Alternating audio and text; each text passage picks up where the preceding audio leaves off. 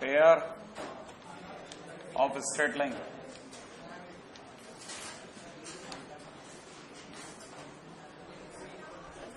है ना साहब।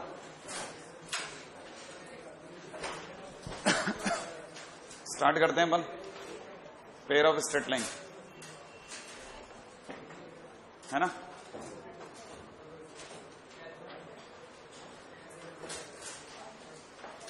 करें है ना। अब धीरे धीरे माहौल छुट्टियों वाला फील आने लग गया है। आ रहा है ये 1-2 दिन के अंदर पूरी तरह आ जाएगा। फिलहाल अभी 1-2 दिन अपन कस करके उतना पढ़ लें जितना अपना आगे का काम निकल जाए। अच्छा, पेयर ऑफ स्ट्रेट लाइन में क्या है ना, हम लोग क्या करते हैं, एक साथ में 2 इक्वेशंस को एक साथ दिखा लेते हैं। मैंने अगर 2 लाइनों की इक्वेशंस को एक साथ दिखाना हो ना, तो it can be represented in the terms of pair of straight line. Pair of straight line में कहने का मतलब अपने को समझ में आ ही गया होगा ऑटोमेटिकली कि अगर by the way straight line की इक्वेशन है तो 1 डिग्री और पेयर ऑफ स्ट्रेट लाइन है तो 2 डिग्री। सीधी बात है ना। चालू करते हैं, लिख लीजिएगा, ठीक है। If lines are a1x plus b1y plus c1 equal to 0 and a2x plus b2y plus c2 equal to 0, ठीक है ना। and this one is L1 and this one is L2, then pair of straight line is represented by L1 cross L2 equal to 0। माने ये कहने का मतलब आपके हिसाब से ये है क्या सर कि आपके पास में अगर 2 लाइनें हैं तो उनका पेयर ऑफ स्ट्रेट लाइन उनका मल्टीप्लिकेशन होगा। हाँ, उनका मल्टीप्लिकेशन होगा। अगर पेयर ऑफ स्ट्रेट लाइन की बात करते हैं तो 2 पेयर ऑफ स्ट्रेट लाइन का मतलब 2 लाइनों का मल्टीप्लिकेशन। इसका मतलब सर अगर कभी पेयर ऑफ स्ट्रेट लाइन के नाम पे कोई 2 डिग्री की इक्वेशन दे रखे तो हम तोड़ करके वापस 2 लाइनें मिला सकते हैं। बिल्कुल निकाल सकते हैं आप पेयर ऑफ स्ट्रेट लाइन, है ना, ठीक है। अच्छा, इट इज, ये तो बहुत क्लियर है, इट इज 2 डिग्री इक्वेशन, ठीक है ना। It is 2 degree equation satisfying, लिख लीजिएगा। It is 2 degree equation satisfying points lying on both the lines, let तीसरा पॉइंट, ये अपने आप में 2 डिग्री इक्वेशन है और दोनों लाइंस पे पाए जाने वाले पॉइंट्स को सेटिस्फाई करती है एक साथ में। ऑब्वियसली करना ही है क्योंकि दोनों लाइनों का मल्टीप्लिकेशन ही तो है, सही है। तो इस लाइन पे 2 पॉइंट पाए जाएंगे वो वाली सेटिस्फाई कर देगी, जो इस वाले पे पाए जाएंगे वो दूसरी वाली लाइन सेटिस्फाई कर देगी, ओवरऑल कर जाएगी, ठीक है ना। तो 2 स्ट्रेट लाइंस का एक साथ में लिखा जाना पेयर ऑफ स्ट्रेट लाइन है। अच्छा, अब इसमें एक बहुत ही इंपॉर्टेंट टर्म उठ के आती है सामने और उसका नाम है होमोजीनियस, ठीक है ना, इक्वेशन। होमोजीनियस इक्वेशन के अंदर ये जो वर्ड होमोजीनियस है, इट रिप्रेजेंट इक्वल डिग्री, ठीक है ना, इक्वल डिग्री, लिख लीजिएगा होमोजीनियस इक्वेशन में, ठीक है ना। Equation having degree of x and degree of y equal. एक ऐसी इक्वेशन जिसमें x और y दोनों की डिग्री इक्वल हो। जैसे मान लीजिए अगर किसी ने इक्वेशन दे रखी है 2x² माइनस का 11y² प्लस में 22, है ना, xy इक्वल टू 0, तो I can say it is an homogeneous equation. क्यों? क्योंकि इसमें x की डिग्री 2, y की डिग्री 2 और यहां पे x और y ओवरऑल डिग्री 2, तो ये अपने आप में होमोजीनियस इक्वेशन है, राइट है। अच्छा, काम की बात, अगर ये होमोजीनियस इक्वेशन है तो it is very sure it is not keeping any constant. दिख रहा है आपको? Not keeping any constant. अगर बाय द वे किसी भी लाइन के अंदर कोई कांस्टेंट नहीं होता तो वो श्योरली ओरिजिन से पास आउट होती है, ठीक है। सो इट विल पास, ठीक है ना, it will pass through origin. Origin माने 0 0। नेक्स्ट लाइन पे आ जाते हैं। अगला पॉइंट पकड़ते हैं, रेडी? हाँ, दोनों लाइनें ओरिजिन से पास होंगी, ठीक है। नेक्स्ट पॉइंट के ऊपर बात करते हैं। नेक्स्ट इज, ठीक है ना, अगला टाइटल ले रहा हूं, होमोजीनियस इक्वेशन ऑफ 2 डिग्री।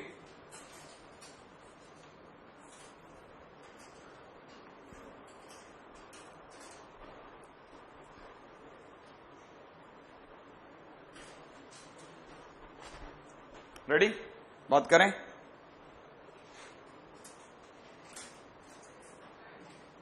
करें चर्चा, ठीक है ना। 2 लाइन्स अगर मैंने ले ली, 2 लाइनें ली हैं। कौन कौन सी 2 लाइनें ली हैं? एक लाइन का नाम ले रहा हूं मैं a1x प्लस में कितना b1y इक्वल टू 0। दूसरी लाइन मैंने ली है, जरा ध्यान से देखना, a2x प्लस में कितना b2y इक्वल टू 0। क्या आपको पता है दोनों में कांस्टेंट नहीं है? इसका मतलब दोनों ओरिजिन से पास हो रही है। मुझे पता है अगर भाई तो मेरे को पेयर ऑफ स्ट्रेट लाइन बनाना है तो L1 cross L2 equal to 0 करना चाहिए। इसका मतलब मुझे मल्टीप्लाई करनी चाहिए a1x प्लस में कितना b1y की किससे, a2x प्लस में कितना b2y से। कर लेनी चाहिए मल्टीप्लाई। मैं मल्टीप्लाई कर रहा हूं इसको। अगर मैं रियल टर्म में मल्टीप्लाई करूंगा तो a1 a2 x स्क्वायर बनेगा, राइट है। प्लस के अंदर बनेगा a1 b2 xy बनेगा। अच्छा, प्लस के अंदर जिस दिन b1 की मल्टीप्लाई होगी उस दिन b1 a2 xy बनेगा, और लास्ट में b1 b2 y स्क्वायर बनेगा। फाइनली अगर देखा जाए तो मैं इसको लिखता हूं a1 a2 x square plus के अंदर कितना a1 b2 प्लस में कितना b2 a1 इंटू कितना xy और प्लस में कितना, प्लस में b1 b2 y square, right है भाई, इक्वल टू 0। तो अगर देखा जाए तो मैंने इन दोनों की जब इक्वेशन बनाई तो ये इस तरह की इक्वेशन बनी, बट ये इक्वेशन ऐसी है कि जिसको कोई भी नॉर्मली यूज में लेना पसंद नहीं करेगा। तो हम लोग इसके थोड़ा सा मेकअप कर देते हैं। मेकअप क्या करना है, इसको खूबसूरत बनाने के लिए इसको लिख लेते हैं ax स्क्वायर, और ये पूरी टर्म हटा देते हैं।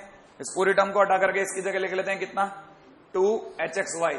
सोचना आप, राइट है। और अगर देखा जाए b1 b2 को हटा करके मैं इसकी जगह क्या लिख देता हूं, capital B y square equal to 0। और ऐसे लिख देता हूं। चीजें अगर देखा जाए मेन रूप में है ना वैसी की वैसी ही है, बस मैंने क्या किया उसके आगे के कांस्टेंट को हटा करके थोड़ा खूबसूरत लिख दिया बस, ठीक है ना। और इस तरह से अगर मैं इसी को रिप्रेजेंट कर रहा हूं, if the same line is represented in this way, तो कई लोगों को डाइजेस्टेबल हो जाएगी कि हाँ भाई ये समझ में आता है। इस पूरी कहानी के अंदर वापस देखा जा सकता है कि कोई कांस्टेंट दोबारा नहीं आया। इसका मतलब ये अपने आप में ऐसी 2 लाइनों को दिखा रही है जो कहां से पास आउट हो रही है, ओरिजिन से। और वाकई में लाइनें भी ओरिजिन से पास आउट हो रही थी, सही है। तो इस तरह की इक्वेशन जो भी होती है वो अपने आप में 2 डिग्री होमोजीनियस इक्वेशन कहलाती है। क्या कहलाती है? 2 डिग्री होमोजीनियस इक्वेशन। क्यों? क्योंकि इसमें भी एक्स वाई और एक्स वाई तीनों की डिग्रियां 2 है ओवरऑल, दिख रहा है ना, ओवरऑल डिग्री 2 है, इसलिए होमोजीनियस डिग्री इक्वेशन कहलाती है। ये वाली इक्वेशन होमोजीनियस इक्वेशन है, राइट है। अच्छा, अब अगर बाय द वे हम लोग बात करते हैं किसकी, नेक्स्ट टाइटल के ऊपर बात करते हैं homogeneous equation of n degree, ठीक है।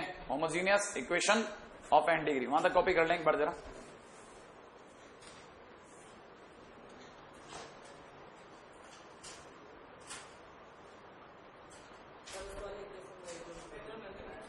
क्या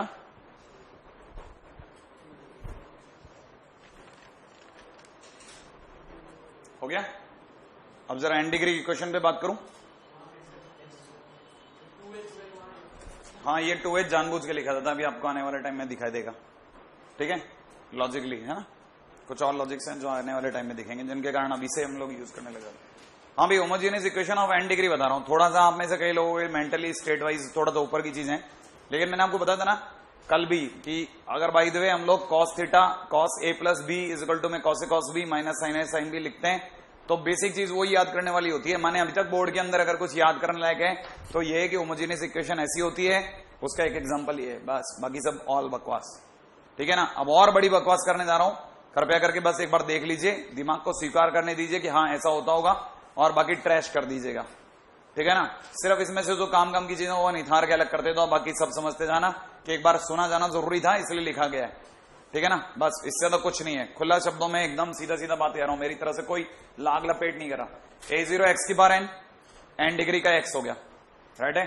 अगले वाले के अंदर लिख रहा हूं a1 x की पावर कितना n-1y, अगले वाले के अंदर लिख रहा हूं a2 x की पावर कितना n-2 y स्क्वायर, उम्मीद है आपको समझ में आ रहा होगा। ओवरऑल डिग्री अभी भी n चल रही है हर बार, दिख रहा है आपको? अगले वाले में दिख रहा होगा a3 x की बार कितना n-3 y का क्यूब, और ऐसे बढ़ते बढ़ते लास्ट में an-1 दिख रहा है, हाँ या ना? an-1 क्यों? क्योंकि टोटल कितने हो गए n, तो अब की बार या ये यहाँ पे कितना हो जाएगा, x की डिग्री कितनी 0 और y की डिग्री कितनी n, तो y की डिग्री n चढ़ गई, इक्वल टू कितना 0। ये ओवरऑल अगर देखा जाए n डिग्री का होमोजेनियस इक्वेशन है। इस पूरी कहानी में वापस से कोई कांस्टेंट टर्म पैदा नहीं हुआ, नहीं हुआ ना, कोई भी कांस्टेंट टर्म नहीं आया।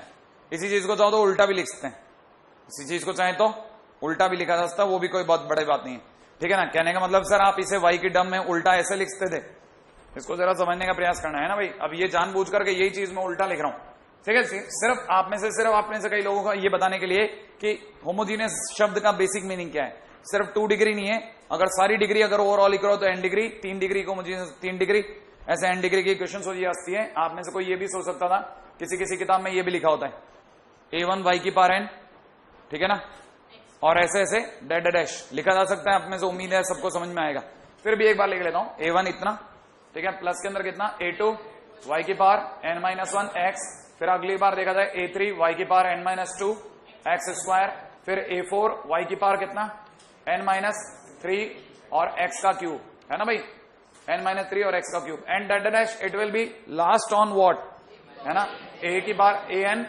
और x की पावर n, समझ में आया, इक्वल टू 0। अब पूरी कहानी को आपके फेवर में लगा रहा हूं, x की पावर n से भाग लगा रहा हूं, किससे भाग लगा रहा हूं, x की पावर n से।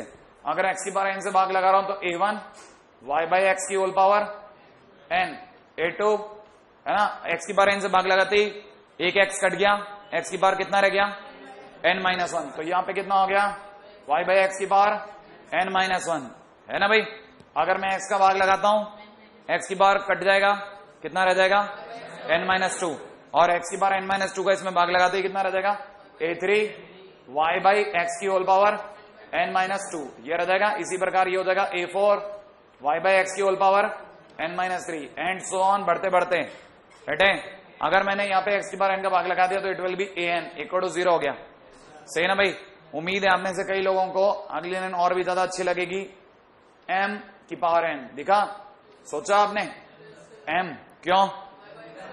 क्योंकि y by x is equal to, अगर मैं m लेता हूं तो y बराबर mx और y बराबर mx, ऐसी लाइन जो कहां से पास आउट होती है, ऑरिजिन से, याद आ गया।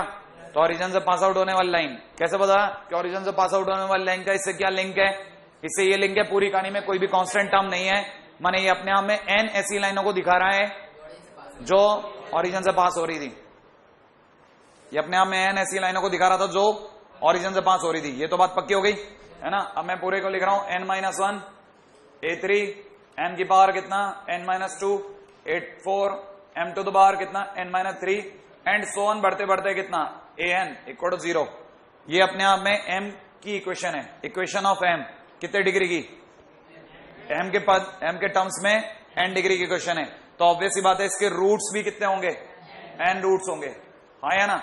इसके अपने आप में कितने रूट्स होंगे, m रूट्स होंगे, n रूट्स होंगे, और उनमें से पहले रूट को मैंने नाम दिया m1, अगले रूट को मैं नाम दे रहा हूं m2, तीसरे रूट को मैं नाम दूंगा m3, और ऐसे कितने रूट आएंगे mn, n रूट्स होंगे, होंगे कि नहीं होंगे। और जितने भी रूट होंगे सब इसको सेटिस्फाई करेंगे। आप में से जिसको याद है उसको ये भी याद होगा, कभी जिंदगी के अंदर किसी मोड पे ऐसा भी हुआ होगा कि एक्स स्क्वायर प्लस में b x plus c equal to 0 के जब हम लोग दो रूट कहते थे अल्फा और बीटा, राइट है, तो हम लोग इसको लिखा करते थे x minus alpha into x minus beta equal to 0। याद आया, हाँ या ना, याद आ गया। और वैसे ही अगर किसी क्यूबिक इक्वेशन को लिखना होता था A x minus alpha x minus beta x minus gamma, याद आ गया।